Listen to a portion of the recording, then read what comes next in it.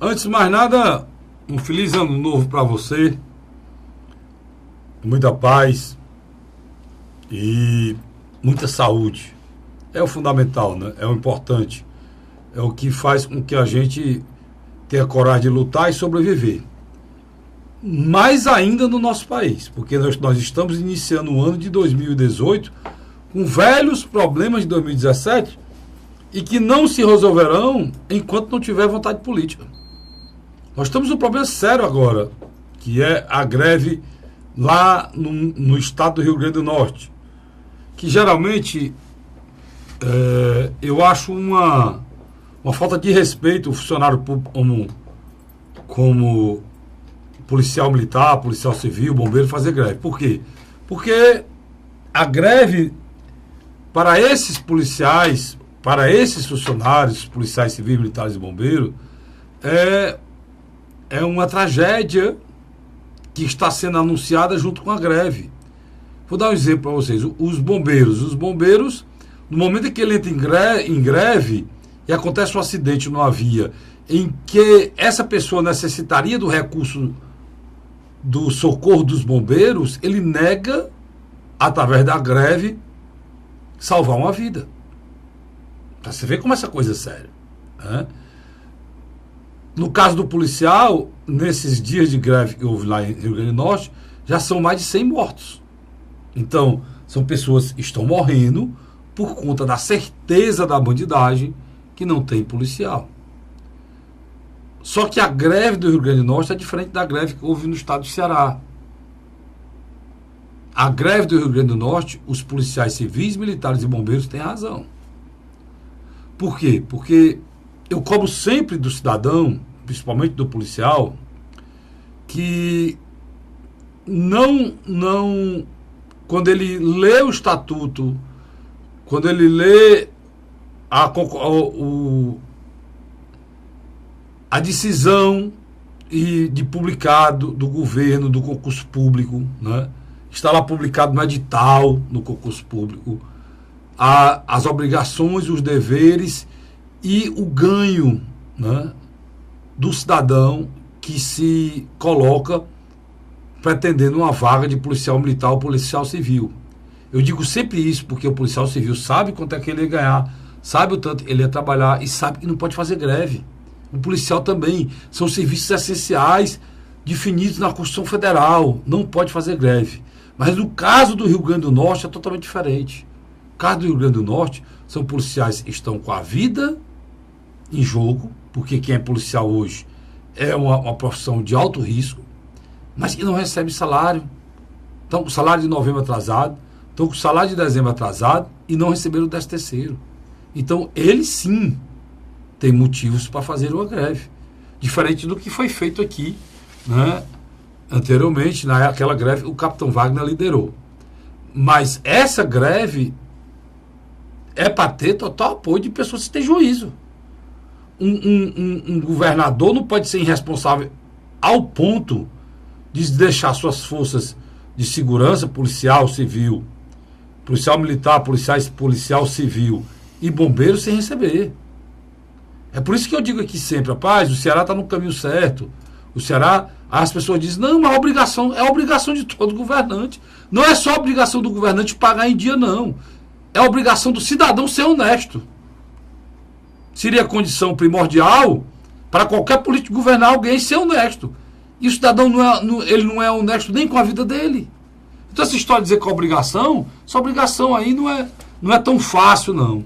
A gente tem que identificar os políticos que realmente respondem às necessidades e principalmente às demandas da sociedade, quando eles estão nos governando, para que a gente possa continuar esse processo de cidadania do Brasil e de mudança total da questão política que nós vivemos. Porque nós entramos num ano de eleição. Nós estamos no ano de 2018. Se a gente, você, eu, o cidadão brasileiro como um todo, não tiver a consciência de que nós temos que tomar uma atitude séria em relação ao que está aí, nós continuaremos sofrendo como estamos. No caso do Rio Grande do Norte, a população apavorada. O que é que está acontecendo no Rio Grande do Norte? Fruto de um governo irresponsável. totalmente irresponsável. Não, mas tem vários governos em crise. Por que é que o Ceará dá certo? O que é que o Ceará tem mais do que o Rio Grande do Norte? Só homens que se preocupam, se planejam e têm a condição de governar o Estado do Ceará com a seriedade necessária. Não, porque o Estado é pobre. O Estado do Ceará também é pobre. O Estado do Rio de Janeiro é riquíssimo. Então está tudo atrasado lá. O Estado do Rio Grande do Sul, meu irmão. Você sai do interior do Estado do Ceará e vai para qualquer distrito, para qualquer município aqui, que tem uma igrejinha, uma pracinha, o município é melhor, ou é pior porque tem um comércio maior ou um comércio menor, fora isso mais nada. Vive de Bolsa Família, vive de recursos da Prefeitura e do INSS. Diferente, saia de Porto Alegre e vá para o interior do Estado, você vê e é um Estado, uma situação terrível de governo. Nosso orçamento aqui é 25 milhões, lá o do Rio Grande do Sul é 80 bilhões. E não está conseguindo pagar o funcionalismo, né? Então, é importante que a gente saiba que esses problemas velhos do ano passado estão cada vez mais presentes esse ano. E de uma forma muito clara. A questão da segurança pública é uma coisa muito séria.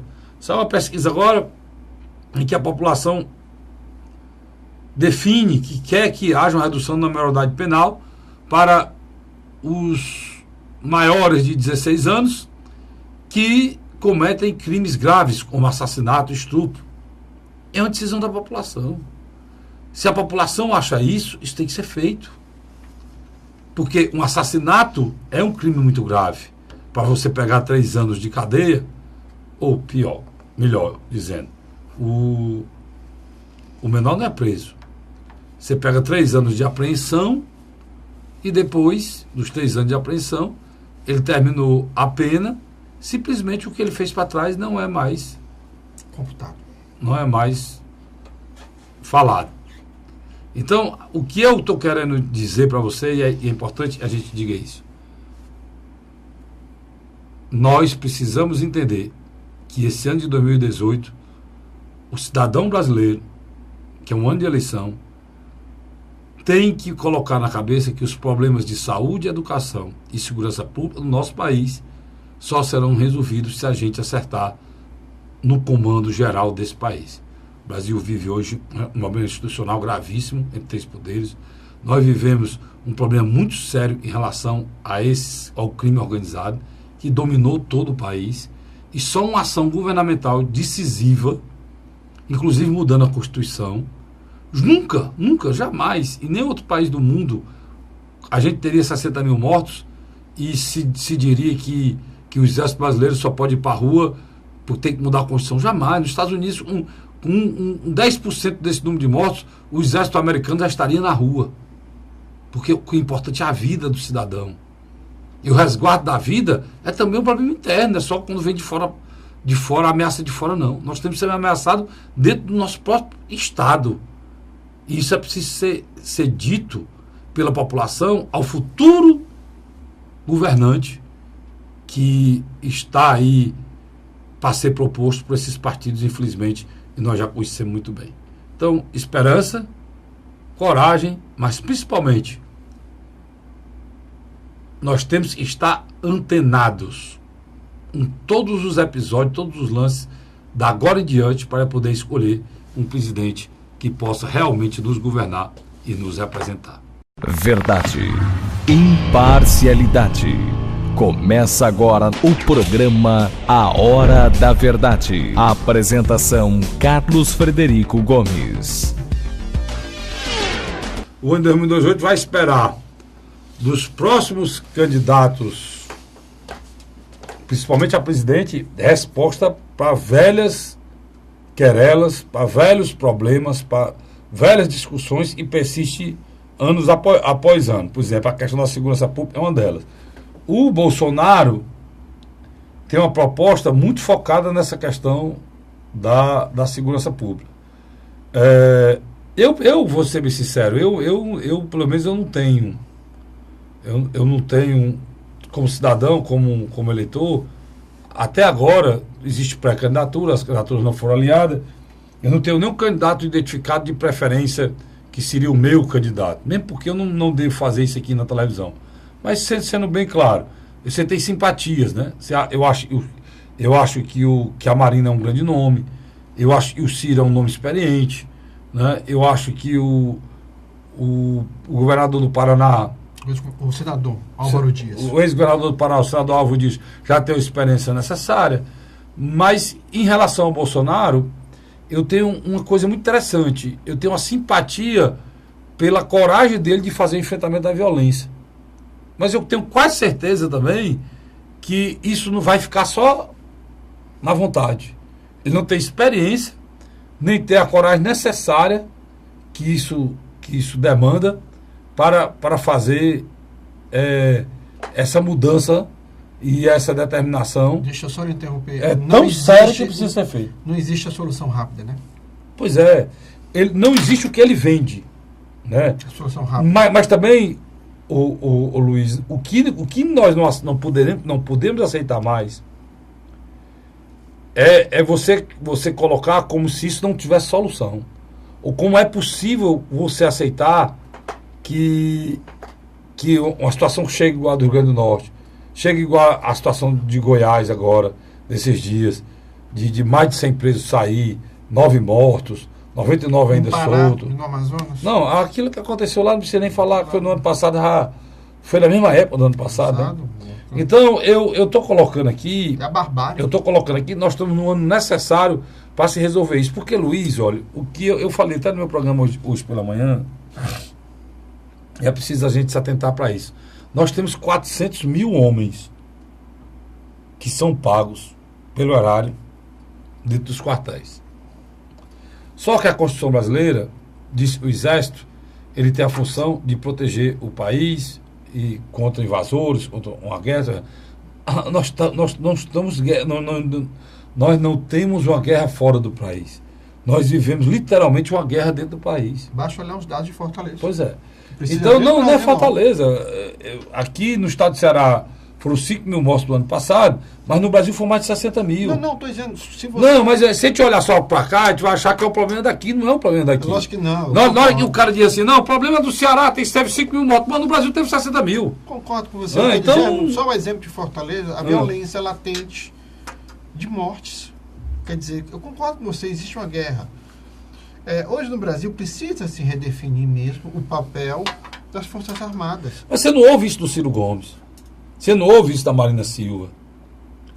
Você não ouve isso do Papo Álvaro Dias. Do Álvaro Dias. Você não ouve isso do Lula. É esse que não ouve mesmo. Quem mais vai me ajudando aí?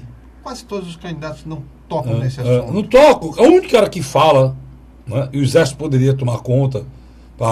Não é o Exército na rua tomando conta um arremedo de uma ditadura. Nada disso não, cara. Você cria um batalhão especial de polícia dentro do próprio Exército, usando pessoas que já estão lá para isso. Esses batalhões especiais da polícia fazer o que está salvando o Rio de Janeiro. O Rio de Janeiro está sendo salvo pelo Exército. Isso tem que ser feito em todos os estados. Como o Rio Grande do Norte. Né? Se você monta no Rio Grande do Norte, você monta. Você senta com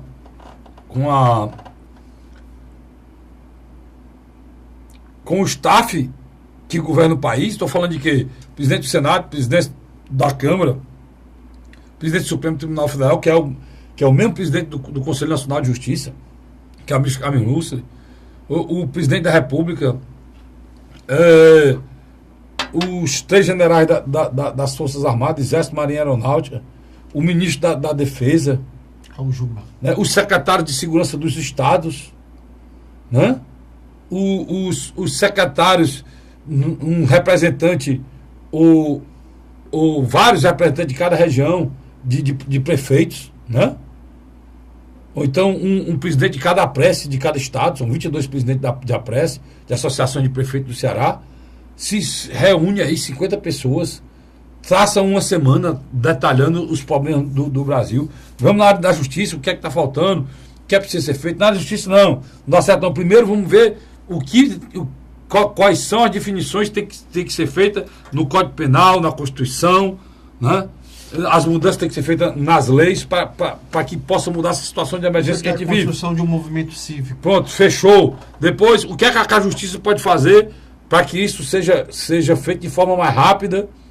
Quais as ações da Justiça de forma mais rápida para acelerar esse processo, com a determinação do presidente do Supremo Tribunal Federal, do Conselho Nacional de Justiça e com os presidentes dos tribunais regionais, estaduais, né? A discussão da segunda dos tribunais de justiça estaduais. Pronto, aí vamos para lá. Como vai ser a contribuição do Exército, da Marinha, da Aeronáutica? A Marinha vai dar o apoio do Fuzileiro Naval, que é a força de elite. O Exército vai criar batalhões. A Aeronáutica vai vigiar os céus. Vai criar batalhões, ver a questão das fronteiras do Exército e tal. Aí vai para os secretários. Cada secretário monta uma estrutura, um plano de ação em cima e dá os dados para que possa acabar com o crime organizado e deixar de ser refém do crime. Luiz, por que não fazem isso, cara? O que é que falta para fazer isso? Primeiro, nós temos uma classe política que você não diferencia dessas gangues que dominam a rua. Brincadeira, mas é verdade. Nós temos um presidente sentado, aonde o principal articulador político dele é um cara chamado Carlos Marum. E agora vai ter aquilo é excrescência. Como ministro. O Luiz Sala, que você acompanha diariamente, nós nem para você quem é Carlos Marum. Carlos Marum era no Congresso Nacional. O baixo do baixo clero. O advogado de defesa do Eduardo Cunha. Era quem mangava, literalmente mangava, fazia chacota do povo brasileiro com as canalices que era feito lá no tempo do Eduardo Cunha. E continuou lá umas canalices dele em todos os locais. É o homem que o senhor Temer chama para ser ministro institucional. De relações institucionais. O cara que faz o meio campo entre o Congresso Nacional e o presidente da República. Por isso você tira a qualidade. Agora, o ministro do Trabalho saiu, ele nomeou um deputado, aí esse deputado foi vetado é pai de um secretário do Flávio Dino, governador do Maranhão. E o que isso tem a ver, Cassi? Tem a ver que o Sarney não aceita que o cara seja ministro porque é inimigo dele. É secretário do governador que é inimigo dele. E o presidente da República simplesmente aceita. Liga para o presidente do PTB, Roberto Jefferson, aquele do mensalão, né? Roberto Jefferson. Liga o presidente do PTB e diz, olha, mude o nome aí que o Sarney não aceita. E diabo de republiqueta de banana, não. Isso é uma vagabundagem que a gente está vivendo. Tu puxou o assunto, Luiz mudou o assunto. Mas isso é uma vagabundagem essa classe política que a gente está vivendo. Uma classe política que não tem interesse de aparelhar as forças policiais, porque ela mesmo corre risco de ser presa. Aí só para terminar o raciocínio, aí sabe qual é a definição depois? Porque o Roberto Jefferson foi vetado, o deputado dele, ele aproveitou e botou a filha. Tudo em família. Aí bota a filha para ser ministra. Quer dizer, você escolhe um ministro do trabalho, é uma coisa fundamental no país, tem 13 milhões de desempregados. Talvez seja uma das partes mais fundamentais de um governo. Se um governo se preocupa com o povo. É para ser quem? Uma pessoa estudiosa do assunto, trabalhar com isso. Ou uma pessoa da Justiça do Trabalho, especialista, não. É uma pessoa indicada. Não, Cacique, mas é um governo de coalizão, tem que ser indicado. Tem, cara. Mas você não pode indicar tudo que é vagabundo para o ministério, não. Você não pode indicar um secretário municipal vagabundo. Você imagina se você indicar vagabundos para o ministério. Esse é o problema, Luiz. Aqui, o cara que toma conta do Ministério da Saúde é um canalha. Esse cara toma conta do Ministério da Saúde. Ainda tem mais ou menos na educação, Mas é um... O nível técnico do Ministério do Michel Temer é baixo. Não é baixo, não. Não existe nível técnico no Ministério do Temer, não. Não existe critério de escolha de ministro, não. Os únicos ministros que estão lá, que têm conhecimento de alguma coisa, é na área econômica. Olha lá. É o único na área econômica. Tirando a área econômica, você não tem nada. Coisa nenhuma. Nada. Só é politicagem barata e vagabunda, montando esquema. E ainda pronto. tem ministro que só está lá por causa do fórum especial. Ainda tem a história dos caras que podem ser presos e estão lá para não serem presos. Mas vai terminar o governo. Então, o que o Luiz colocou na pergunta que eu fiz, que ele não respondeu, mas ele colocou, claro, é que não tem solução com a classe política. Só que, Luiz, eu não estou falando... A classe política não tem interesse em... Por exemplo, vamos dar um exemplo. De 2016 para 2017, o seu Michel Temer reduziu os recursos da Polícia Federal, da Receita Federal. Brincadeira. E o seu Jardim veio dizer aqui que o que aconteceu lá em Goiás, o Jardim que eu falo é o ministro da Justiça. Foi porque o governador não gastou. O governador disse que ele calha a boca, porque a porcaria do recurso que ele mandou para lá não é nem 5% do que eles... Nós nem entramos na discussão do indulto de Natal, que aqui é um absurdo. Mas não vamos entrar. E a próxima discussão da gente aqui é o senhor Temer, que conseguiu... Inacreditável. Ele conseguiu desmoralizar uma coisa que existe na Constituição brasileira desde o tempo do Império, foi refeito, e essa história do indulto de Natal. O Vicente já está levantado ali, eu vou para um rápido intervalo e volto já, não sai daí não, mais o programa, o segundo bloco, né, do nosso programa, A Hora da Verdade. Sai daí não. A Hora da Verdade.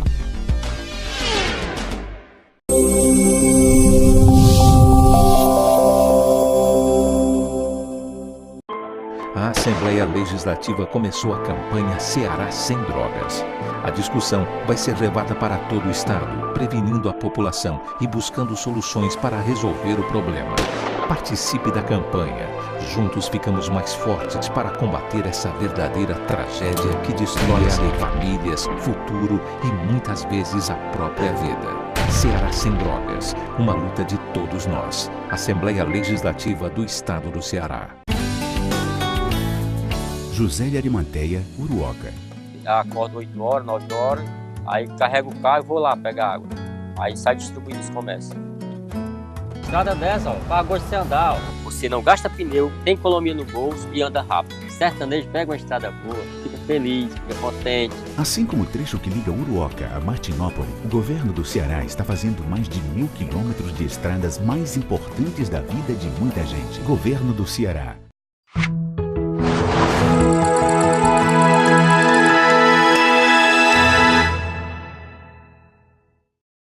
A Hora da Verdade.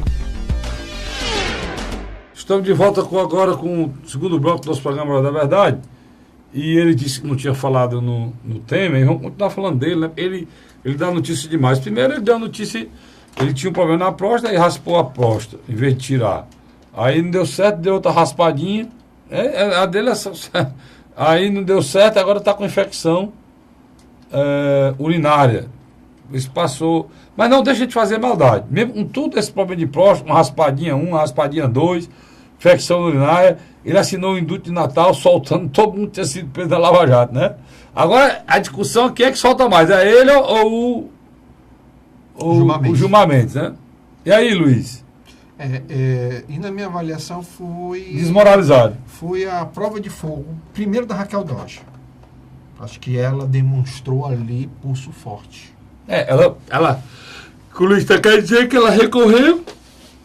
Ixi, para dar um abrimento de boca aqui, não dou com sono não, pessoal. Só porque eu acho que o Luiz aqui está me achando bonito, aí deu um abrimento de boca em mim aqui.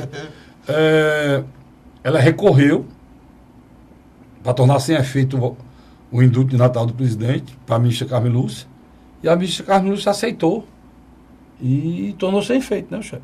Diga de passagem, Carmen Lúcia, que vai entregar agora em outubro a presidência setembro, a presidência do Supremo Tribunal Federal, Superior Tribunal Federal, ela precisava fazer isso, porque aquela maneira como ela se ausentou do problema Aécio Neves no Senado, eu acho que foi a chance que ela tinha de se redimir a opinião pública. Não, mas não se redime não, Luiz. Para mim, a ministra Carmen Lúcia foi uma grande decepção.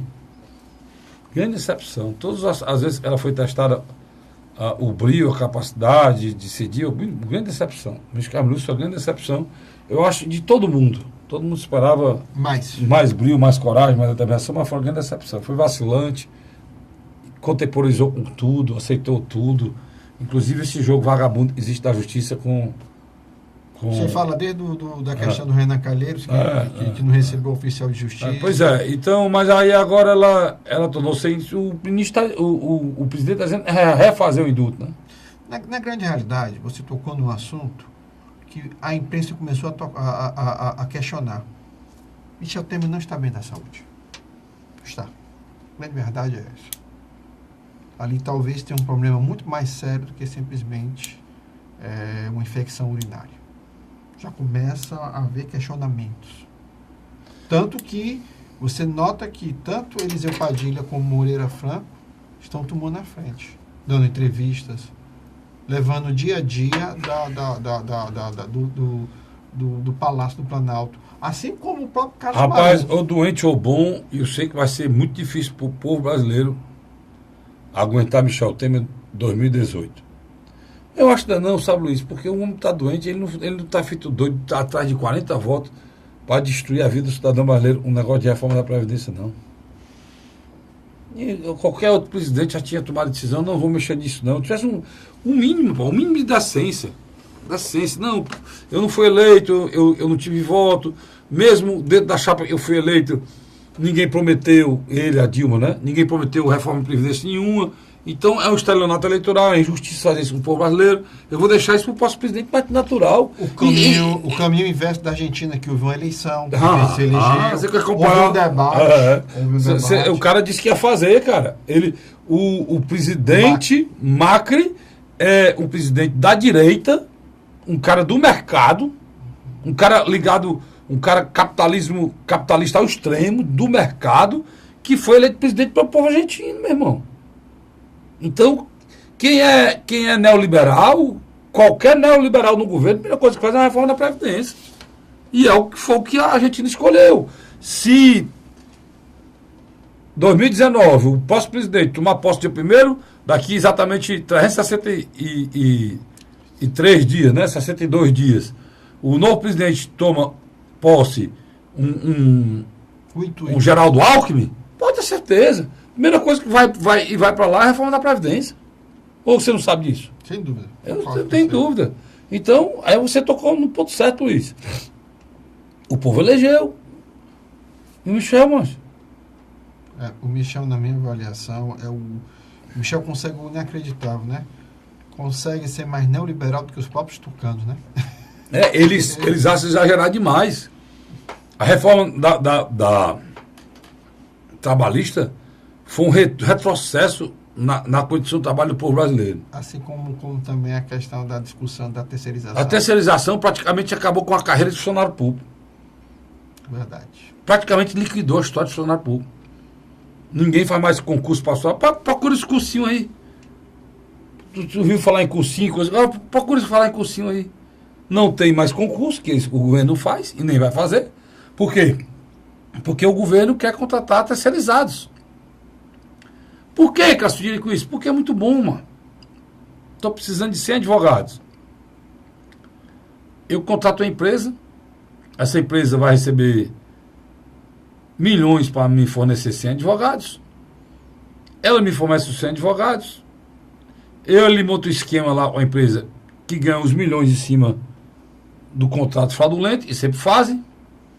E ainda por cima, o governante lá, o prefeito, o governador, o senador, ou prefeito, governador ou presidente da República, ele vai ainda indicar os 100 advogados terceirizados.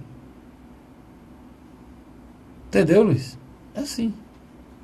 E isso é o que a gente sabe. E quando quiser trocar, é mais fácil. Para demitir é só a canetada.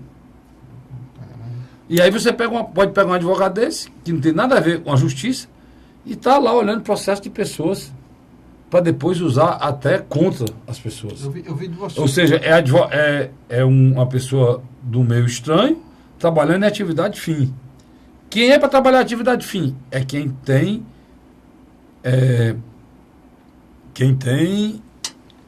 não é um contrato com terceiro. Quem tem um contrato de trabalho com o Ministério da Justiça, quem tem um contrato de trabalho com a Secretaria da Justiça, quem tem um contrato de trabalho com qualquer órgão ou um tribunal de justiça, né? Esse aqui é a pessoa. Por quê? Porque ele é uma pessoa integrada, ele é funcionário. Aí ele pode trabalhar em atividades fins. Mas não, o senhor Temer conseguiu inverter o processo. Antigamente, o terceirizado era quem? Era o pessoal da limpeza e era o pessoal da vigilância. Que aí não tem nada a ver, pode ser feito por não precisa ser funcionário, né? Mas nesses outros casos, não. São essas aberrações sociais. E agora o que ele tem que entregar, Luiz, é a reforma da Previdência. Isso aí são reformas que ele prometeu ao mercado. Por que, Cássio, que o mercado quer isso no Brasil? Porque nós somos 200 milhões de consumidores, meu irmão. Nós somos um país que tem uma economia pujante. Nós somos um país que tem um parque industrial espetacular. E os fundos previdenciários? Nós temos um dos maiores fundos previdenciários de estatais do mundo. Então, todo mundo é de olho na gente para usar o cidadão brasileiro. E esse governo que está aí, ele existe exclusivamente para entregar tudo que o mercado quiser. A reforma da Previdência está lutando por ela, porque aí, a partir desse momento... Ele maquina, né? Dia e noite, né? E a despesa do Estado cai a quase nada, a reforma da Previdência. Boa parte dos brasileiros irão procurar os bancos. Terão que migrar para a Previdência Privada. Para a Previdência Privada. Atendendo o mercado, inclusive o dono dos bancos, a maioria deles são estrangeiros, eles vão brigar para entrar aqui, para pegar esse filão, que é esse cidadão. Esse é o primeiro ponto. E a maioria da população não vai conseguir fazer essa contribuição. Pronto, e eles terão, além de um grande mercado para aposentadoria, eles vão resguardar o dinheiro, basicamente 1 trilhão, que é repassado todo mês, né? Repassado esses recursos para, todo ano, dizendo, 1 trilhão de dólares, que são repassados todo ano para a turma lá. A gente gasta aqui 300 bilhões com saúde, 350 bilhões com educação, 100 bilhões com segurança, olha lá, e 1 trilhão de imposto do povo brasileiro vai ser para pagar o serviço da dívida. Que dívida, assim, de um juro que o próprio sistema brasileiro coloca. Porque quem dava é a pornografia, o dinheiro público. As palavras não é minha, não, é do presidente do BNDES. Quem dizia que o juro era 14%, para a gente transferir esses trilhões para lá, quem é? É o próprio governo. O governo estipula o juro lá em cima, fica o juro lá em cima, para transferir para o governo pagar. O governo bota 14% para ele pagar 14% ao ano, só de juros do serviço da dívida. Né? Isso é brincadeira não, meu irmão. Isso é um assalto com o povo brasileiro. E de onde é que vai dinheiro? Do seu imposto, do meu imposto. Enquanto isso, eles estão procurando 20 bilhões aqui, 30 bilhões lá, que é para poder para resolver o problema da saúde e da educação, né, Luiz? Carlos Frederico, o ex-presidente Fernando Henrique Cardoso, durante essa semana que passou, literalmente jogou um balde de água fria na pré-candidatura do governador Geraldo Alckmin. Ele deixa bem claro, a união do bloco MDB e PSDB e partidos afins ou partidos aliados, na avaliação dele, teria muita dificuldade de impor uma candidatura que chegasse ao segundo turno. Ele não fala claramente, mas ele acha que... Mas o PMDB tem candidato, Luiz. Já foi dito por todo mundo, cara. O PMDB não, o governo tem candidato. E o PSDB não está fora do governo? Está um pé dentro e um pé fora? Assim... Quem são os pré-candidatos possíveis do governo? Primeiro, o Henrique Meirelles, que praticamente falou como candidato naquele programa do PSD. Ele é o candidato. Pronto. Então, se o Henrique Meirelles for o candidato, ele é o candidato do governo. Como é que tem acordo com o PSDB? Não, eu concordo com você. Mas o grande dilema, e aí talvez você concorde comigo, é que Fernando Henrique Cardoso deixou bem claro. Geraldo Alckmin me parece que não consegue empolgar. É preciso realinhar essas forças de... Ele chama de centro. Eu não sei mais hoje no Brasil o que é direita, esquerda e centro. Eu não Nunca existiu isso aqui. Eu não sei o que está dentro. Porque... E a gente tem que parar com isso. Pai. Às vezes o pessoal falando em política que o Brasil tem que mudar, que tem que sei o quê. Aí o cara vai lá aí o cara volta lá na Revolução Francesa para falar de direita e de esquerda, para falar lá do Jacobino, Rapaz, pelo amor de Deus, meu irmão, pelo amor de Deus, nós estamos em 2017, terminou 2017, nós estamos em 2018, mas iniciando o ano de 2018, vocês estão falando num tempo que o cara levava 2, 3 horas para mandar um recado no cavalo, para mandar um recado. As pessoas vão se basear num pensamento ideológico daquele tempo para falar de um país hoje que se muda tudo com um toque no celular. Onde a maioria da população nem votava. Ao sufrágio universal. Aí as pessoas ficam presas a ideais daquele tempo. É a questão, o enfrentamento, o pessoal da esquerda aqui no Brasil, a esquerda, o cara que luta contra a religião. Aí o cara de esquerda que luta contra a religião, em cima do conceito do Marx lá atrás, que a religião atrapalhava a implantação do governo, do proletariado. Pelo amor de Deus, Luiz. Você vê uma discussão dessa e um país dividido por esse besterol. Que é contra a sociedade de consumo, aí quando termina a reunião vai comer no McDonald's no shopping, né? Essa mesma pessoa, não é isso não. São as mesmas pessoas que falam isso, são as mesmas pessoas que só sentam numa mesa para tomar um uísque escocês, que é o símbolo do capitalismo no mundo. Isso é verdade. São pessoas, rapaz, isso não existe não, cara. Isso é de um mau gosto, uma molecagem essa discussão, e faz raiva a gente, viu, Luiz? Eu acredito que, na grande realidade, Fernando Henrique Cardoso quis dizer que dificilmente esse centro vai se organizar. Você tem um candidato que indiscutivelmente tem voto, que é o ex-presidente Luiz Inácio Lula da Silva. Você tem do outro lado um candidato que, na minha avaliação, se estabilizou, que é Jair Messias Bolsonaro, e outras candidaturas que podem vir a crescer. Na minha opinião, eu acho que em um determinado momento a candidatura do cearense Ciro Gomes cresce, independente do resultado do julgamento do Lula. Já por falar nisso, Luiz, eu estou impressionado com a preocupação da Folha de São Paulo em destruir, né, o Ciro Gomes? Sim. Ela teoricamente Ela fez uma reportagem dizendo aí, botando os PDT do Ciro e do Cid como partido mais governista. Você vai atrás, pensa que aqui no Ceará ele pegou. Ele pegou em todos os estados. Que diabo de reportagem é aquela, Luiz? O que acontece? Aquilo que você vem falando há um bom tempo. Ciro Gomes, infelizmente, hoje paga um preço muito caro pela sua coerência política.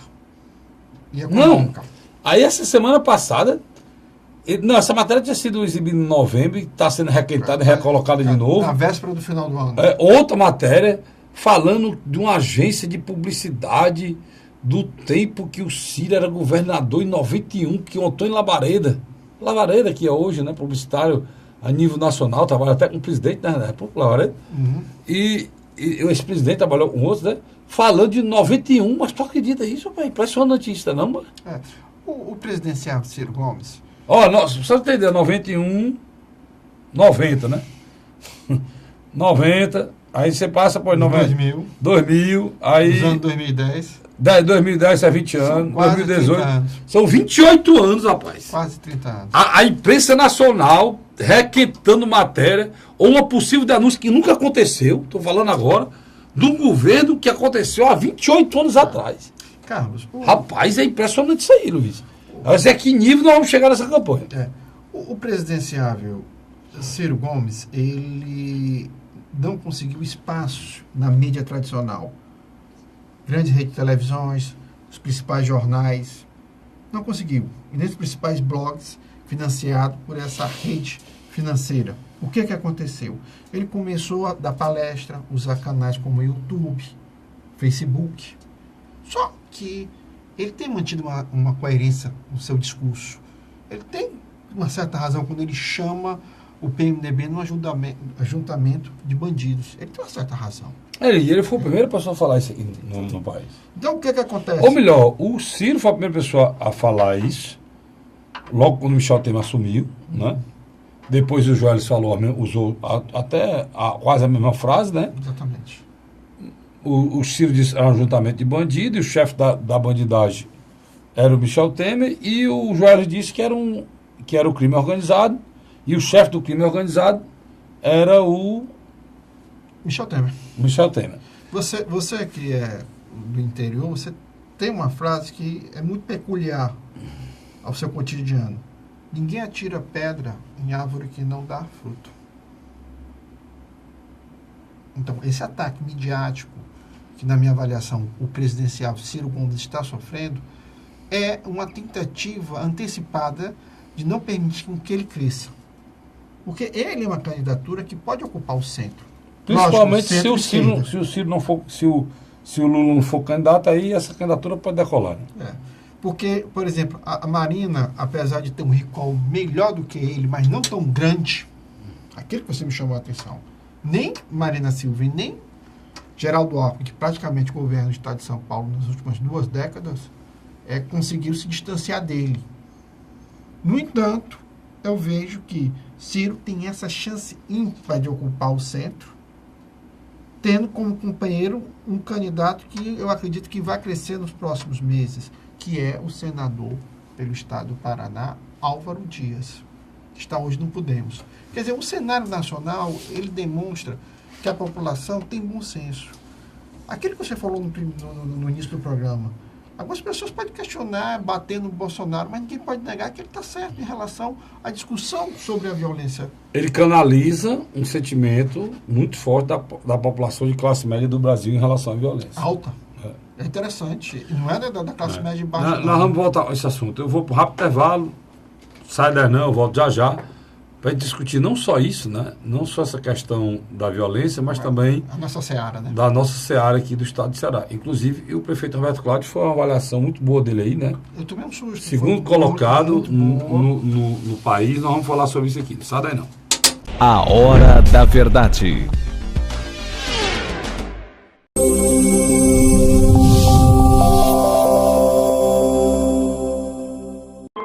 A Assembleia Legislativa começou a campanha Ceará Sem Drogas.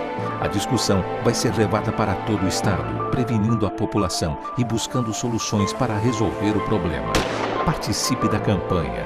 Juntos ficamos mais fortes para combater essa verdadeira tragédia que destrói famílias, futuro e muitas vezes a própria vida. Ceará Sem Drogas, uma luta de todos nós. Assembleia Legislativa do Estado do Ceará. José de Arimanteia, Uruoca. Acordo 8 horas, 9 horas, aí carrego o carro e vou lá pegar água. Aí sai distribuindo os comércios. Estrada dessa, paga gosto de você andar. Você não gasta pneu, tem economia no bolso e anda rápido. Sertanejo pega uma estrada boa, fica feliz, fica contente. Assim como o trecho que liga Uruoca a Martinópole, o governo do Ceará está fazendo mais de 1.000 quilômetros de estradas mais importantes da vida de muita gente. Governo do Ceará.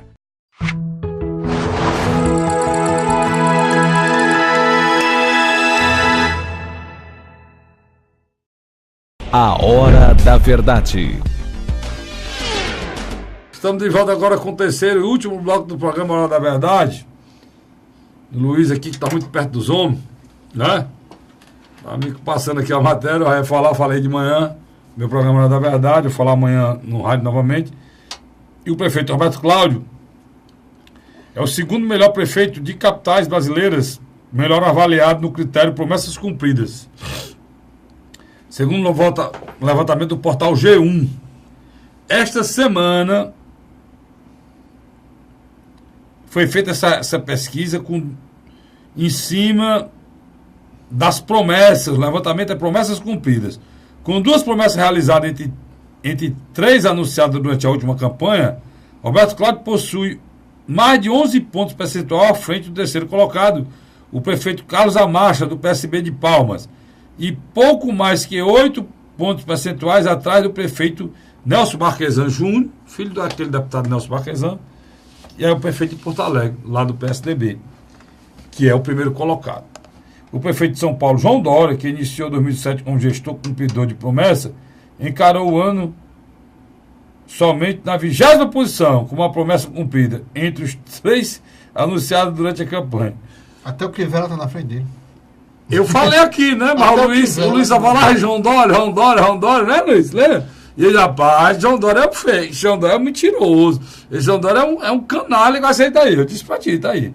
O primeiro é Nelson Marquesan Júnior, Porto Alegre com 75%. O segundo é Roberto Cláudio com 66%, né? Muito muito longe do terceiro, que é 55. Ao Marcos Alexandre do Rio Branco, no Acre, tem 53. A Tereza Surita, de Boa Vista, tem 48. Iris Rezende, velho Iris Rezende de Goiás, né, João? De Goiânia. De Goiânia, lá de Goiás, né? Mas da capital Goiânia tem 46. Geraldo Júlio, de Recife, Pernambuco, tem 45. Alexandre Calil, de Belo Horizonte, tem 44, que era o presidente do Atlético, né? Carlinhos. Carlos Eduardo Alves, de Natal, tem 42. Marquinhos Troide, de Campo Grande, tem 42. ACM Neto, que todo mundo dizia que estava muito bem na Bahia, tem 40%, está em 11º. Marcelo Crivella, do Rio, 40%. Hildon Chaves, de Porto Alegre, 39%. Rafael Greco, de Curitiba, 38%. Jean Loureiro, 38%. Genaldo Coutinho, 38%. Edivaldo Holanda Júnior, 37%. Rui Palmeira, 54%, ou 34%.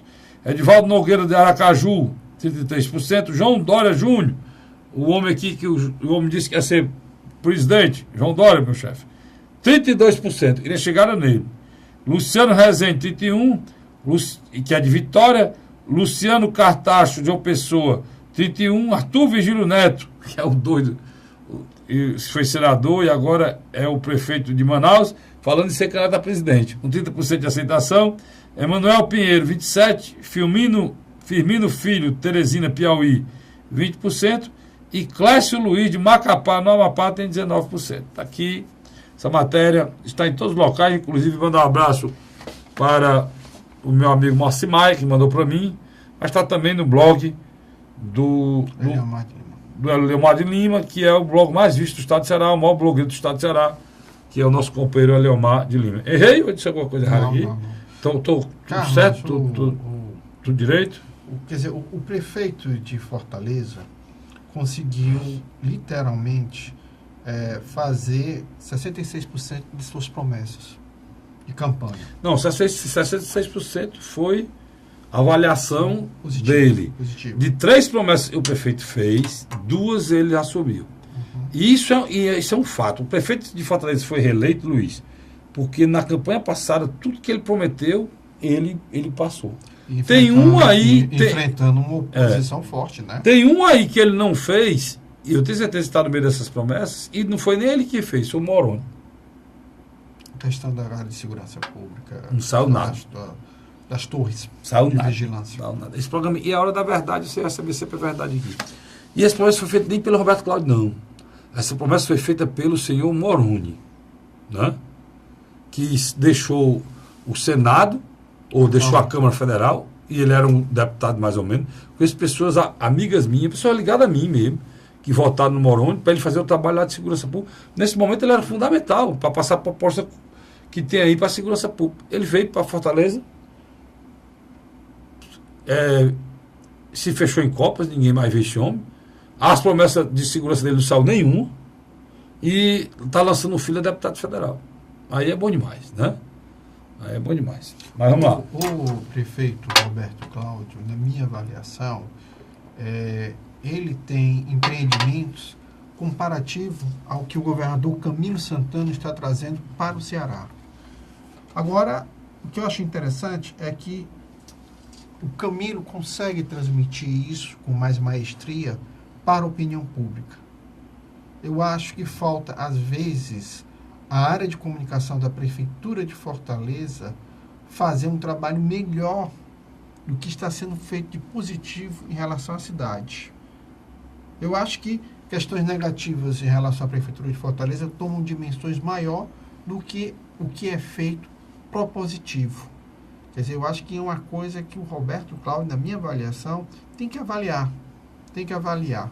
Porque, lhe digo mais, você pegar aí cidades proporcionalmente do tamanho de Fortaleza, os prefeitos estão lá embaixo. Até o ACM Neto, né? Que era considerado, até na primeira gestão, um dos melhores prefeitos do Brasil, né? No entanto, passou o ano de 2017 e teve uma queda brusca no seu mandato, ou no seu segundo mandato. A mesma coisa a gente nota também com o prefeito de Recife. E literalmente, a questão de Porto Alegre, o Carlos Frederico, só entre nós, ele não tinha como ser pior do que o ex-prefeito. Não tinha. O parâmetro de Porto Alegre era tão ruim que o atual gestor não precisa fazer grandes milagres administrativos. Só fazer uma melhora no funcionamento da máquina, que lógico que ele ia ter essa Luiz, aprovação. olha, eu sei que você gosta muito da prefeita Luziane, mas se você olhar essa cidade, e eu posso falar bem à vontade, pessoal, eu adoro essas coisas, eu não posso dizer isso, porque quando eu não tenho propaganda de um prefeito e eu elogio ele, é mais forte ainda a frase emblemática e a história desse programa de ser verdadeiro. Né? E as pessoas do meu meio não acreditam nisso não, muito pelo contrário. Quando o prefeito não ajuda que a gente se permaneça no ar, que é difícil, os caras detonam de qualquer jeito. Aqui não tem isso não, nem vai ter nunca, será ele nunca isso aqui. O prefeito Alberto Cláudio, pessoa que eu me dou com ele, meu amigo, posso dizer, pessoal, nunca ajudou esse programa, nem esse, nunca ajudou esse programa, nunca mesmo ajudou esse programa, e já vi aqui várias vezes, inclusive quando era deputado, e não é por isso que eu vou deixar de dizer o que é dele. O prefeito Alberto Cláudio mudou essa cidade nos 4 anos que ele foi prefeito. Em 4 anos dele prefeito, Fortaleza se transformou. Já a gente não pode dizer nos 8 anos da Luziane Lins. Entendeu, Luiz? A gente não pode dizer isso por quê? Porque se eu disser isso é questão partidária. Aí, não, é porque ela ajudou tudo bem, ela tinha uma relação melhor com os pobres, ajudou, tal. Mas eu estou falando da capital cearense, aqui da capital do país. Nós tivemos agora, Fortaleza foi o segundo destino do Brasil. Nós tivemos um Réveillon aí que nunca aconteceu isso na história do Ceará. A orla não tinha um lugar para nada, né? Comparável ao Rio de Janeiro, tinha mais de 1 milhão de pessoas na orla do Ceará. 600 mil estão aqui de turistas, 600 mil. Então, o que é Fortaleza... Isso é dinheiro em caixa. E Fortaleza mudou. Não é a Fortaleza... a Fortaleza tem problemas? Tem. O grande problema do prefeito continua sendo lixo. Muito lixo ainda na cidade.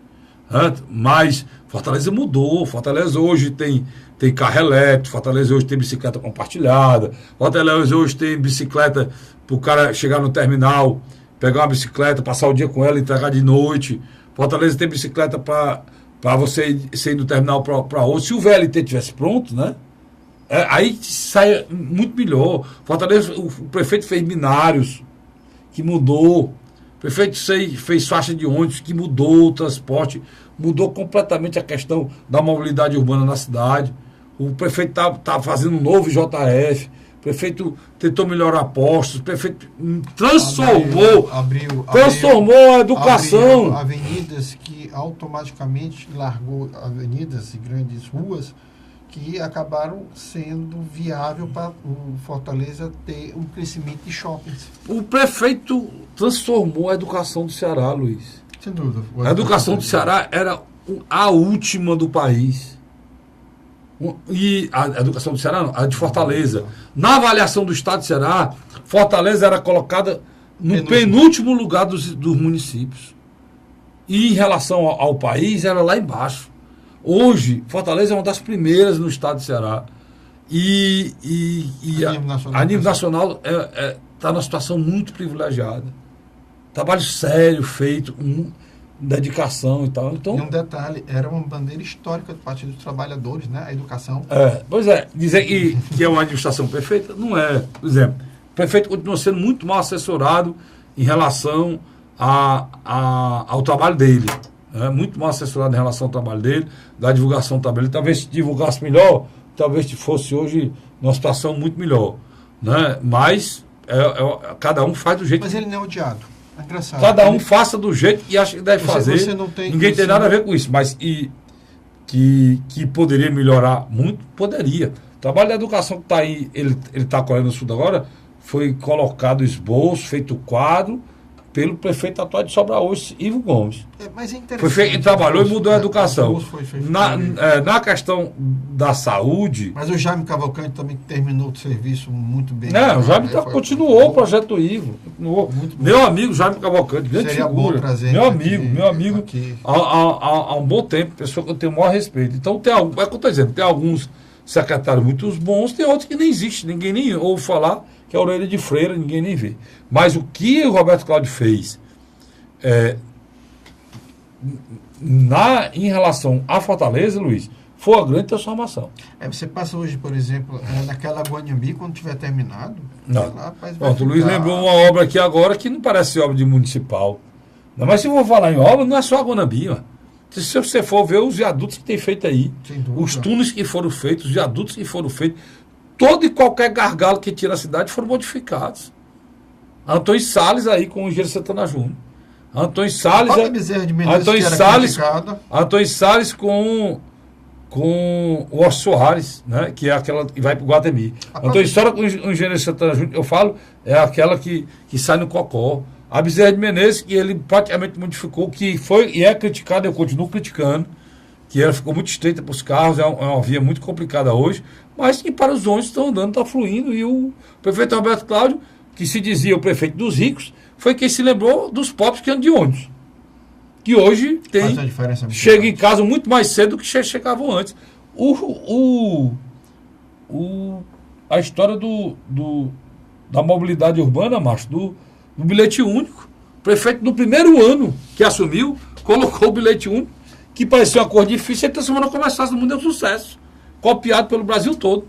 E o governador veio e colocou o da região metropolitana intermunicipal. Quer dizer, Fortaleza foi uma cidade que evoluiu muito. Muito. Não tem a merenda de qualidade que a Luziane tem. Não tem. É uma coisa boa da Luziane que tinha. Mas me mostra a transformação de Fortaleza aí no tempo da Luziane. Foi uma década perdida em algumas áreas, completamente de mobilidade. Nós temos um viaduto, que é aquele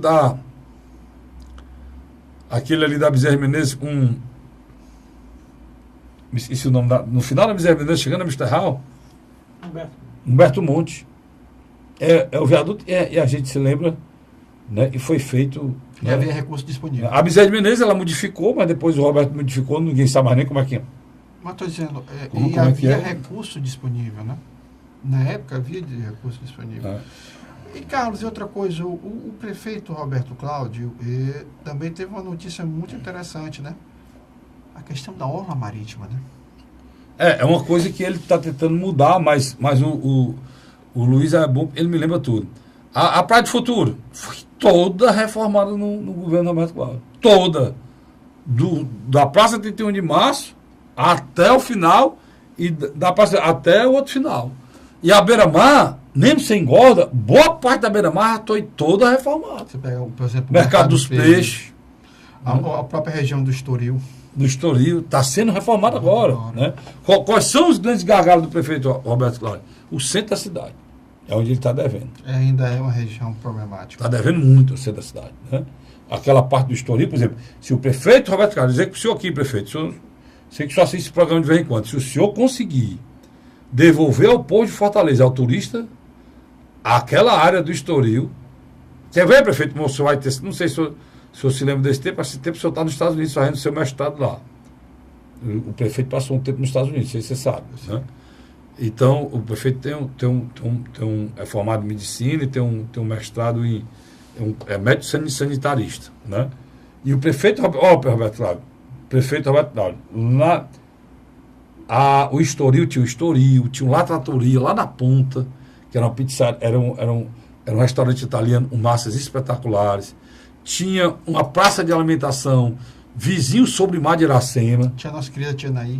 Né? Não, sobre o Mar de Iracema, que está lá ainda aos pedaços, do lado sobre o mar, tinha uma praça de alimentação com pizzarias, com crepes, com café, à beira do mar. Né? Aí tinha... Isso começava lá em cima com o Pirata. Aí vinha descendo. Restaurante tipo francês, restaurante tipo italiano, entendeu? Tinha um boliche, tinha coisa para criança, tinha um colher de pau que funcionava lá. Os principais barzinhos da cidade eram tudo lá. Você se lembra quando o Juraci fez... Você sabe o que é hoje lá, prefeito? Lá é uma grande zona de prostituição. Você se lembra quando o ex-prefeito, ou na época prefeito Juraci Magalhães, fez o aterro, a gritaria que era contra o aterro? Agora, deixa eu só focar, Luiz, tocou numa coisa espetacular que era aquela região. Então, o aquário, que foi um erro, e eu me animei, porque o aquário seria o caminho do início da revitalização. Ele precisa ser terminado. O aquário fica ali próximo à Ponte Metálica. A Ponte Metálica, que foi uma coisa que o Ciro urbanizou, né, e o Ciro depois refez. Se fosse refeita novamente, ficava aquário, a Ponte Metálica, o Pirata, o Estoril lá na frente, e os restaurantes, e o restaurante, aquele bar do Micharia, aquela região ali é histórica para Fortaleza, né? E foi totalmente degradada durante o final do governo do Juraci Magalhães e os 8 anos do governo da Luziane e prefeito os seus 4 anos de governo anteriores. Tá certo? Vocês não conseguiram mudar aquilo. Então, está aí a sugestão, a gente fala, lamentar também a situação de Caucaia, a briga lá em relação ao lixo. A briga de Caucaia em relação ao lixo é a briga do Ceará e do Brasil pelo lixo. Tem muita gente comendo coisas boas e vendo no luxo por conta do lixo, né? Caucaia estava uma confusão lá. Prefeito de Caucaia com a Marquise com o prefeito de Caucaia. Eu sei que o povo de Caucaia que está pagando o preço, a cidade está imunda, viu? Caro, né? Prefeito Naumi, que eu lhe conheço, fui deputado estadual, acompanhei seu trabalho, está triste a situação de Caucaia. Então, eu acho que está na hora do senhor resolver esse problema, ou então vir a público dizer o que é que está acontecendo, né, para que a população que pensava em Caucaia e deixar de ser um lixo, né, não virar um lixão, como está virando lixão a prefeitura de Caucaia. Lamentável a situação de Caucaia, né? Eu não esperava de jeito nenhum do prefeito Naumi, um homem bom, um homem humilde. Mas não sei o que é isso, parece que dá um mal. Eu peço aos meus amigos, você que são meus amigos, não se candidate a prefeito. Porque depois que vai eleito prefeito, Luiz, tem a praga essa, Luiz. Hein? Os caras ficam importantes, não conhecem mais ninguém, tudo metido a besta. Né? Rapaz, olha, eu vou deixar uma frase final aqui. Posso deixar? Sim, deixar uma frase final para vocês, prefeitos. Presta atenção que eu vou dizer. Essa frase não é minha, não. Nem vou dizer quem é, não. Lá na frente eu digo. O poder, pessoal, é efêmero. Literalmente efêmero. E muito, mas muito passageiro. Para quem exerce esse poder com prepotência e arrogância. Eu não sei. Guardem essa frasezinha para o início desse ano. Repito, o poder é efêmero, mas muito efêmero. E passageiro demais para quem exerce com prepotência e arrogância. Poder é passageiro. O ser humano fica. Tá? E quem acha que poder é tudo, procure saber como foi que terminou os grandes arrogantes que eram governantes. Procure saber como foi o final da vida deles, tá bom? Luiz, muito obrigado, meu irmão. Eu volto na próxima semana, se Deus quiser, com mais um programa A Hora da Verdade. Até lá.